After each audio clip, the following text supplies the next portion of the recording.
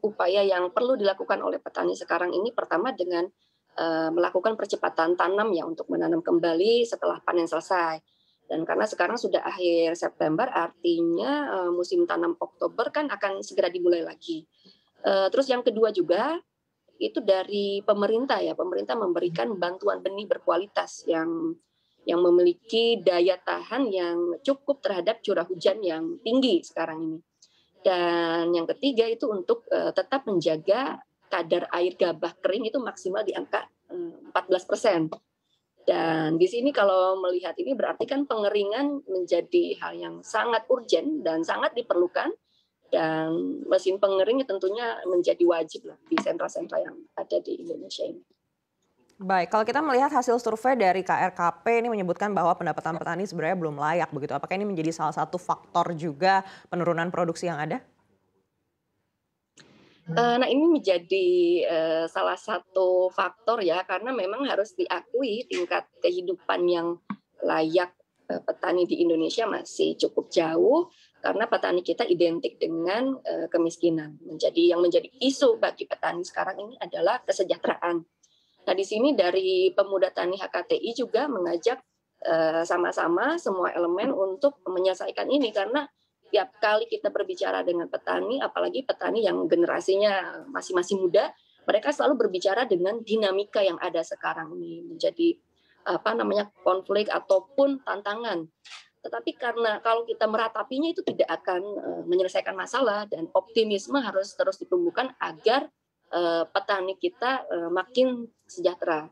Dan ini juga optimisme ini tidak bisa datang serta-merta, ini harus diwujudkan karena kita juga mempunyai modal sosial yang kuat ya, punya sumber daya yang melimpah ruah, tanah yang subur dan iklim yang mendukung, sampai budaya pertani yang sudah menjadi menjadi nadi bangsa kita ya sebagai negara agraris. Yang dibutuhkan sekarang ini adalah bagaimana kebijakan strategi manajemen personalia yang menjalankannya itu betul-betul bisa satu jalan atau satu orkestra dalam satu visi yang besar dan terukur. Komitmen semua pihak, di sini ada Bulog, terus ada Badan Pangan Nasional, ada Kementerian Perdagangan, Kementerian Pertanian, semua pihak lah, terutama pemerintah menjadi dasar untuk membuat petani kita hidupnya lebih mudah, lebih sejahtera, karena ini bukan hanya tanggung jawab konstitusional, ini juga menjadi tanggung jawab kita bersama, tanggung jawab moral kita sendiri. Baik, kita akan kembali lagi ke Pak Sutarto. Pak Sutarto, seperti apa Perpadi menilai kesejahteraan petani ini akan menjadi masalah di masa depan begitu untuk pasokan beras? Ya, memang kita melihat bahwa harga pangan dan khususnya harga beras ini memang harus wajar. Nah, di lain pihak kita tahu bahwa produsen beras atau produsen padi gabah itu adalah petani kecil yang berlahan sempit. Nah, ini yang harus kita selesaikan. Makanya konsep corporate farming itu saya kira harus menjadi salah satu pendekatan yang lebih baik.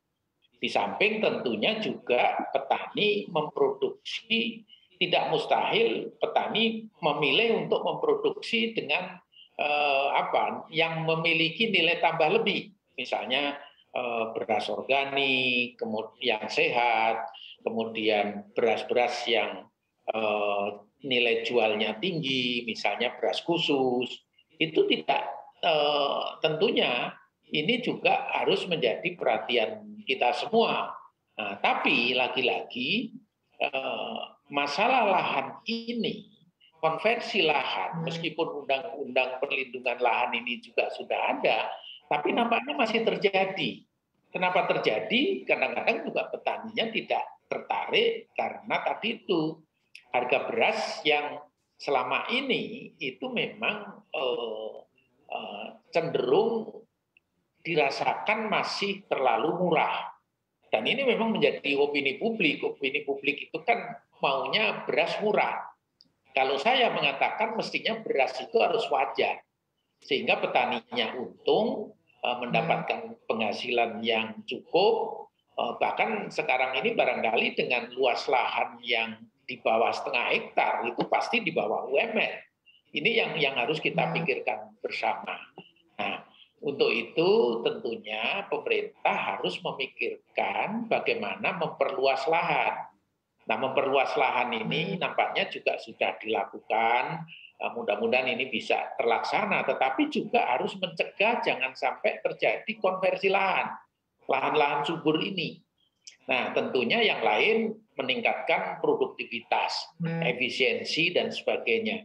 Jadi ini perlu kegiatan yang diorkestrakan dengan baik antara pelaku yang mensuplai bahan-bahan sarana, permodalan, dan sebagainya yang tadi juga sudah disinggung oleh Ibu kita, kemudian dari HKTI, nah kemudian